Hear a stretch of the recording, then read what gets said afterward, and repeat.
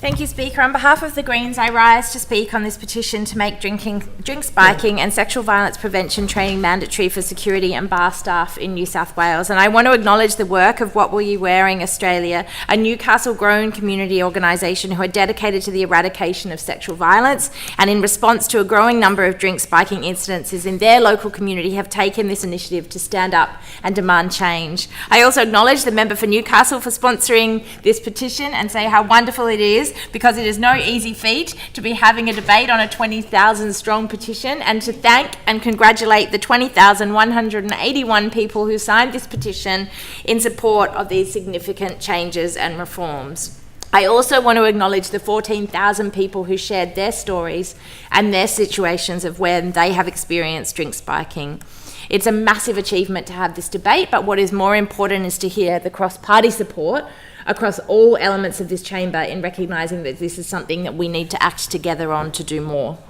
Everyone deserves the ability to go out and have a drink and feel safe while doing so. But we know that drink spiking happens, and it happens on a huge scale, and that there are clear links between the people having their drink spiked and going on to the experience of sexual assault and violence. We also know that this is a gendered problem. We know that women are particularly at risk of this behaviour, and we need to remember that while it is important to deliver on all of these suggested reforms in this petition, that at the end of the day, what we do need to do is step up and stop the perpetrators, the people who believe that they are entitled to the idea of spiking somebody's drink and then having some kind of claim of ownership over them to do what they wish with them. The arrogance, the patriarchy, and the dominance of sexual behaviour in our society fuels a system and a culture in our communities that thinks that being able to spike someone's drink and then do whatever you choose to do with them is an accepted norm, and the sexism and the inequality that exists in our society enables that to fester and is something that we need to address. We also know that shamefully, all too often, victim survivors are not believed and that their experience is routinely dismissed. The scrutiny and vitriol that is levelled against them is shameful, and it's toxic, and it's relentless. We say this, and it's important to say this because it is critical to acknowledge that when people have their drinks spiked, too often they are not believed. Instead, they are routinely dismissed as having had too much to drink, being a bit too loose, a bit messy, kicked out of venues when they're in a vulnerable state. They're told that they're put in even more dangerous and extreme situations. This can further be then weaponised against them if they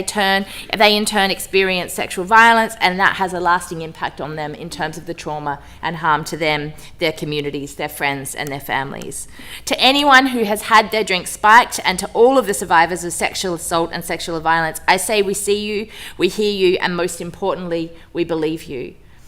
It is absolutely critical that our nightlife and our venues can be safer,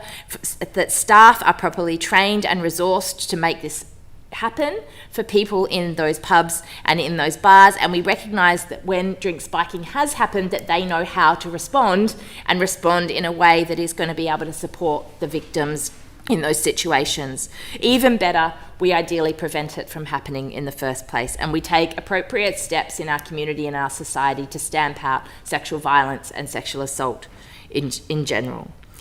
But it also is important to recognise that responsibility for this cannot just sit with individual victims and survivors, and that is why the incredibly named What Were You Wearing Australia demonstrates the complete hypocrisy and irony of asking a woman, oh, did you cover up the drink? Were you watching it? Or did you leave it on the bar while you went to the bathroom? Didn't you ask someone to hold it or look at it for you? Oh, well, maybe ask the guy who just put that thing in that person's drink and was going to take them outside and assault them why they did that, rather than ask the person why they didn't keep holding their drink like this close to them all night with a coaster rested on it in case they go to the toilet. That is the question that needs to be asked, and too often it is the young women particularly who are asked to make answers to those questions instead of asking why on earth a male walking into a pub thinks he's entitled to drug a woman and then sexually assault them. That is the question we should be asking, and I think we need to continue to remind everybody that at the end of the day, we should be focused on the perpetrators of that kind of aggression and violence